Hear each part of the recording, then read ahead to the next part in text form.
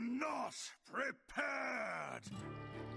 Welcome to another Top 5 with Kris 05, guys. Today I'm gonna give you the last Top 5 decks before the new expansion drops. You can use any one of these for easy legend before the new crazy cards come out, and after that you get to have fun and experiment with all sorts of wacky decks. As always, I'm gonna give you the win rates, a mulligan guide, and what are the other best performing archetypes too. So stick around to the end. Don't forget you can join my $80 big bundle giveaway by checking out my top 5 cheapest decks before Alter Rock as well. Good luck! Would be awesome if you drop a like and a subscribe if you enjoyed the video, but now let's check out the decks. The first deck on the list is the one that basically ruined the expansion for everybody. You guessed it, Quest Warlock. Quest Warlock has been insanely overpowered ever since day one of the new expansion, and it has been a big problem until now as well. Even though they nerfed it, it still remains strong. They nerfed it again, it still remains strong. And even they had to remove it from Wild in order for the mode to have an actual chance. But now, yeah, it's still one of the best decks out there. Maybe probably the best one. It is a very hard deck to pilot optimally, but once you get it, the results will come. This is not the hand variant, but the one that actually relies on completing the quest and killing your opponent through fatigue damage and all sorts of other damage. The deck consists entirely from card draw, self-damaging cards, healing cards, and removals. And that's all you need in order to finish your quest easily. You also have a couple of weapons, so you can discount all of those crazy cards, and you have a couple of hand cooldowns, which usually are enough to fatigue your opponent to death after the quest has been completed. It's a very strong deck, and if you know what you're doing with it, you are gonna get easy legend with it. For the matchups, Aggro Druid is gonna be absolutely gutting you, but you're not gonna say too many of those, so it's not that big a deal. And other than that, the mirror matchup is 50-50, but as you can see, everything else is very positive. And this includes people that don't know how to play the deck well, so imagine what happens when you actually do. For the mulligan guide, this is what it looks like when you're going first, and this is what it looks like when you're going second. I'm not a pro with this deck, so I'm not gonna try to explain it to you, but you can see what the other people have been keeping with decent success. Obviously, always keep the quest. Other than that, for Warlock, we obviously also have Quest Hand Warlock, which is doing just as great. There's also a Quest Zoo variant, which is doing pretty fine.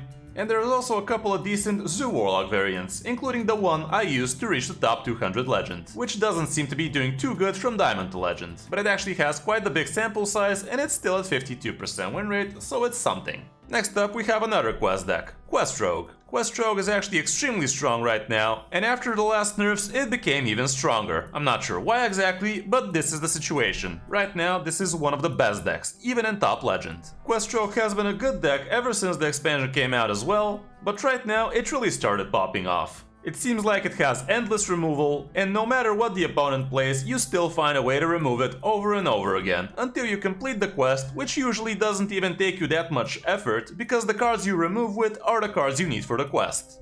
After the quest is completed, you just stealth it with the plus attack, and after that the Battleground Battlemaster takes the game from there. You have a lot of card draw with Blackwater Cutlass, Secret Passage, and Swindles, and your SI Extortions are also tradable, so you can use them for that as well. SI Skulker also draws with a discount, so that's pretty nice, and Edwin also draws here. You can use Scabs to cheat out a couple of free drops, which is pretty nice most of the time. You can get big SI Informants, and you also have pretty hard removal with the Assassins, and Shadow Steps make it double. Matchup wise, we have a very good sample size, and you can see Face Hunter is gonna be problematic, and so is Fell Demon Hunter, because they can actually kill your stuff through stealth, and they also get to heal to max. Aggro Druid is gonna be 50-50, as well as Mozaki and Quest Mage.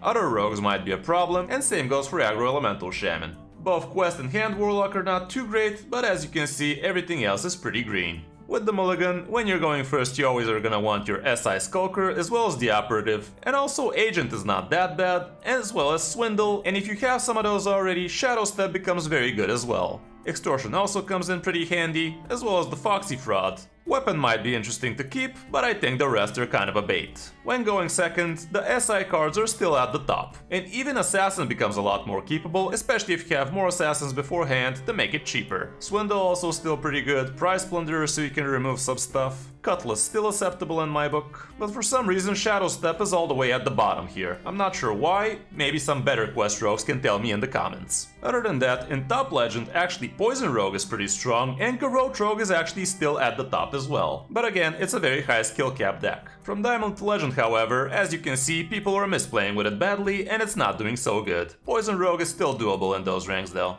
Moving down to another quest deck, how original, Quest Warrior. Quest Pirate Warrior was a great deck before the mini expansion, but after that, it just got a whole lot better. The deck was pretty much considered tier 1 before that, but it even got support with the Fast Cannoneer, but you don't need me to tell you that. We also have the new Blacksmithing Hammer, which is coming in pretty handy because you get to trade it back into your deck, and that way you always guarantee you're gonna be drawing a weapon when you finish your first quest step. This deck is running a card removal in the form of Coerce, which is an interesting inclusion, and it comes instead of Barath. A lot of the times when you use Barath, you're actually using it so you can actually remove one big thing, whereas with this, you get to do it pretty cleanly. We're also running a couple of Man the Cannons and a couple of Shivered Air Timbers, and that's all for the removal part for the deck. Other than that, everything else here is basic Pirate Warrior. I'm not saying this is exactly the best version out there, but it looks pretty interesting and it's probably gonna get you the legend easily. Obviously there are a ton of similar decks with similar results, so basically pick what fits your game style.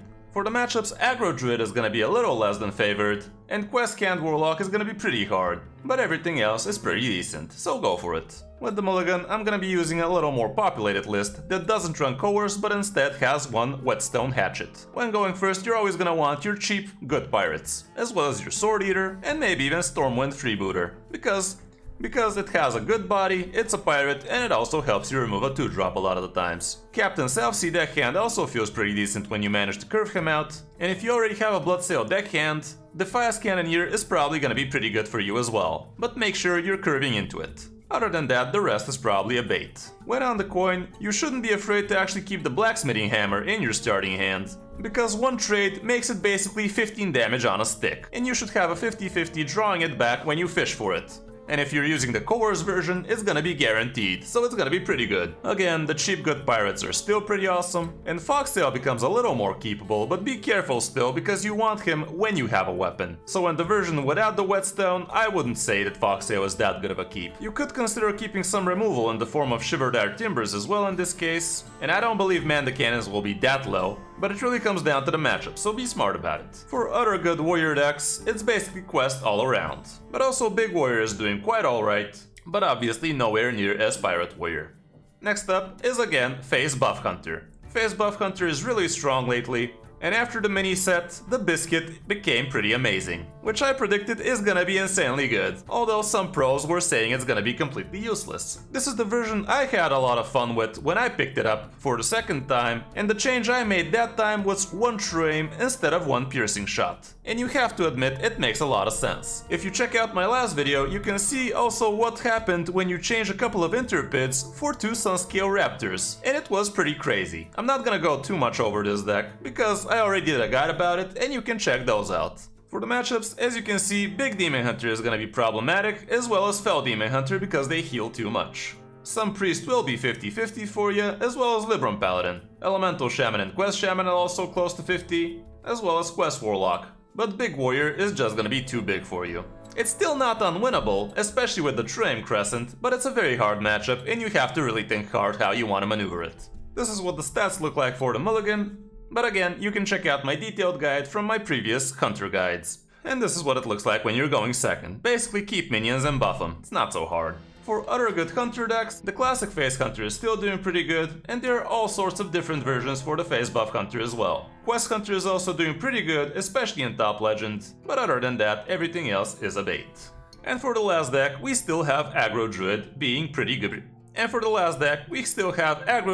being pretty much tier 1. The nerf really didn't change much about the deck, and it's still pretty much the same thing. Even though Razormane becomes a little more reachable now for taunts, he's still doing the job, and you're still forcing the opponent to use a resource for one minion, whereas you cheated another one for free. You can still go crazy with Oracles of Elune, into the Razormane, into Greybells or Teacher's Pet.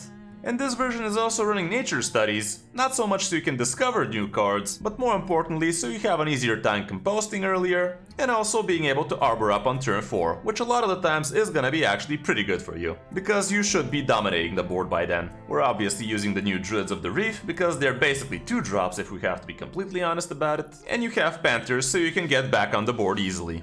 For the matchups, Big Priest is not gonna be too good for you, and Quest Rogue is pretty problematic too. Quest Mage is basically impossible in most cases, unless you're smart about it. Quest Shaman and Quest Hand Warlock are also not that great, but everything else is fine. For the mulligan, you want a good 1-drop, Razormane is always gonna be a keep, and in that case you always want to keep a 2-drop taunt, no matter how bad it is, I'm talking at you, mule. When going first, if you're curving well, you can even keep composting, but be careful depending on the matchup, because a lot of the times the opponent is just not gonna let you have a decent enough board for an early composting.